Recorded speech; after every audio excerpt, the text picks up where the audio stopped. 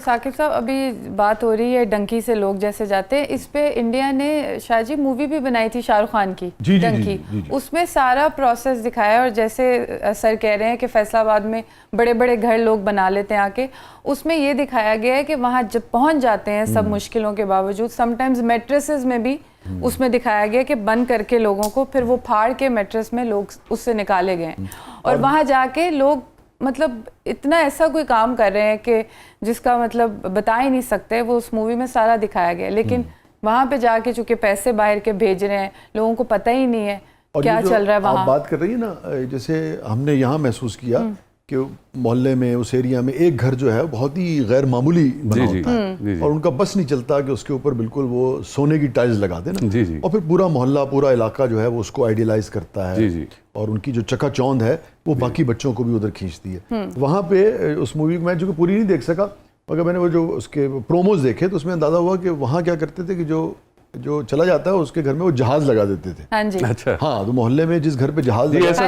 भी लोग करते हैं। अच्छा, यहाँ भी करते हैं? हाँ जी जी, मतलब कुछ घरों में ऐसा भी। अच्छा, कुछ घरों में। लेकिन देखिए वो वक्त, एक जैसे मसाइल हैं बेसिकली, वो वक्त गुजर गया। अच्छा, इस बात को रियलाइज करने की जरूरत है कि देखिए, जो लोग आज से 30 साल या 40 साल पहले यूरोप गए थे, उस वक्त अपॉर्चुनिटी बहुत ज्यादा थी, उस वक्त बड़ी आसानी से इमिग्रेशन मिल जाती थी, नेशनलिटी भी मिल जाती थी। अब अगर गैर कानूनी तरीके से कोई यूरोप या अमेरिका या किसी डेवलप, ऑस्ट्रेलिया, किसी डेवलप्ड कंट्री में जाता है, तो उसको इंतहाई शदीद मुश्किलात का सामना करना पड़ता है। It's not an easy ride.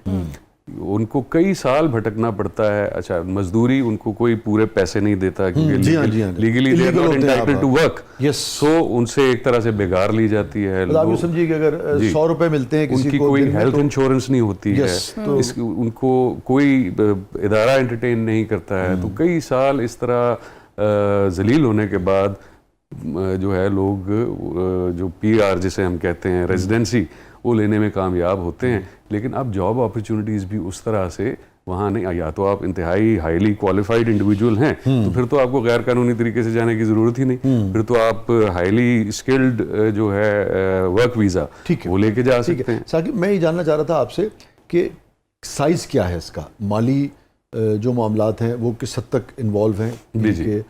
2 billion, 10 billion, 20 billion, 30 billion, कितने बड़ा ये एक इंडस्ट्री बन गई है क्रिमिनल्स के लिए। एक दूसरे,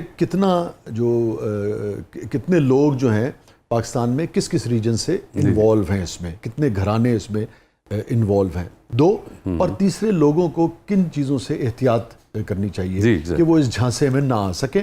3, और चौथा ये कि अगर किसी किस्म का उन्हें चैलेंज दरपेश हो इस जाल में फंसने से पहले, जाल में फंसने के बाद भी अगर कोई आदमी तो वो जाए तो सही आपके पास या राब्ता, तो मेरे 4 सवाल। अब जैसे फैसलाबाद जोन है, हमारा जोन है, उसमें 11 डिस्ट्रिक्ट्स हैं हमारे पास, तो तकरीबन 80% जो हमारे पास कंप्लेंट्स आती हैं वो ह्यूमन स्मगलिंग और वीज़ा फ्रॉड के हवाले से आती है। ठीक है, इसका मतलब है कि इतना वाइड स्प्रेड ये क्राइम है और इतने लोग जो हैं इस क्राइम का शिकार होते हैं। उनकी स्टैट्स बता सकते हैं आप? जी, 10 लाख से लेके तो 2 करोड़ तक। ये सालाना है?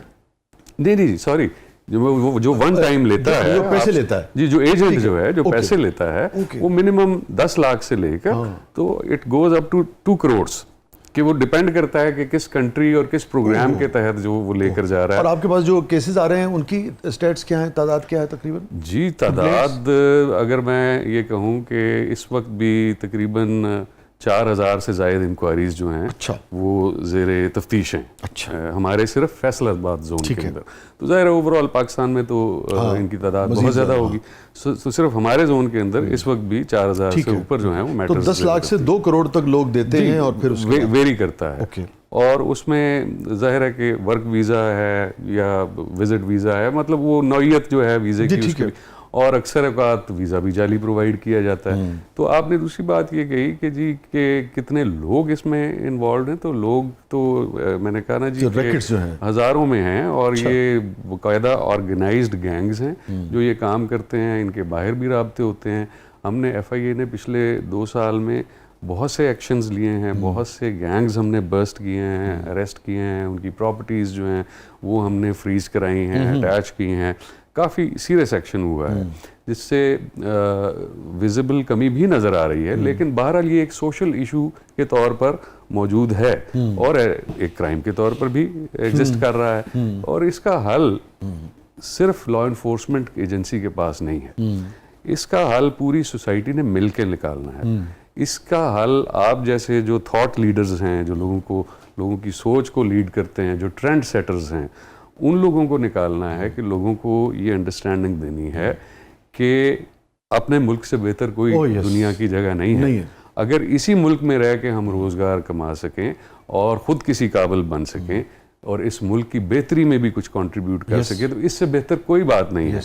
हाँ, बाहर जाके पढ़ना, काम करना, इसमें कोई हर्ज नहीं, कोई बुराई नहीं। बहुत से लोग जाते हैं, पूरी दुनिया से लोग मुख्तलिफ ममालिक में जाते हैं, लेकिन उसका एक तरीक़ेकार है कि आपने कानूनी तरीके से या स्टूडेंट वीज़ा पे जाना है या वर्क वीज़ा पे जाना है। और वर्क वीज़ा पे जाने वालों के लिए ख़ास तौर पे मैं ये बता दूं कि एक इदारा है जी, जिसे हम कहते हैं board of immigration and overseas employment, ये प्रोटेक्टरेट स्टैंप लगाता है। हाँ, ठीक है जी, ये बाजू का वर्क वीज़ा के लिए, तो वर्क वीज़ा वाले जो बगैर प्रोटेक्टरेट के स्टैंप, बड़ी अहम बात थी, मैंने उनको भी रोक लिया जाता है। ये रोक लिया तो उनको पता ही नहीं होता जी, एग्जैक्टली, क्योंकि ये भी एक गारंटी है कि अगर आप बाहर के किसी मुल्क में जाके परेशान हाल हो गए हैं या आपके साथ कोई हादसा हो गया है या आपको नौकरी नहीं मिल पाएगी, तो वो एक गवर्नमेंट ऑफ पाकिस्तान की प्रोटेक्शन है कि उसमें आपको कुछ फैसिलिटीज़ और कुछ कैश की सहूलत भी, पैसों की सहूलत भी मिल जाती है जब तक कि आप रिस्पेक्टिवली अपने मुल्क वापस आ जाएं। जैसे आपने कहा कि बचने का तरीका क्या जी,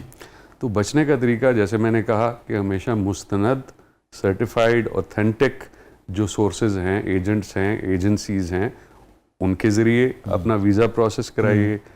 और ये जो अखबारों में और आजकल सोशल मीडिया पे बहुत ज़्यादा एड्स आ रहे होते हैं, जो कि जिनमें से कई एक फ़ेक होते हैं, उनमें बस फ़ोन नंबर होता है, एक आधा ईमेल एड्रेस दी, और हम विदाउट वेरिफिकेशन उनके साथ तमाम डील्स भी तय कर लेते हैं, उनको पैसे भी ट्रांसफ़र कर देते हैं।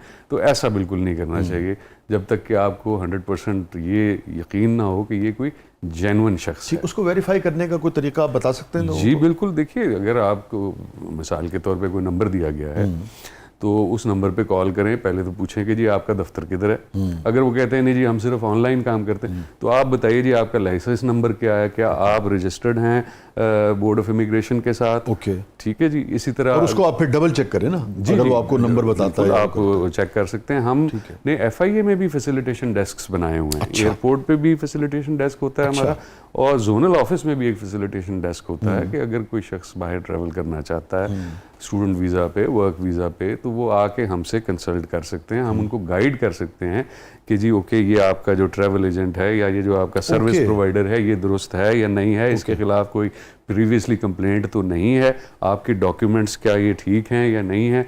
अगर स्टूडेंट वीज़ा है तो हम वो जो उसका कंसल्टेंट होगा उसका भी हम बैकग्राउंड चेक करके हम दे सकते। उस तक रब्ता कैसे किया जाएगा? जो जोनल ऑफिस है आपका, जोनल ऑफिस के नंबर्स जो हैं सोशल मीडिया पे मौजूद हैं।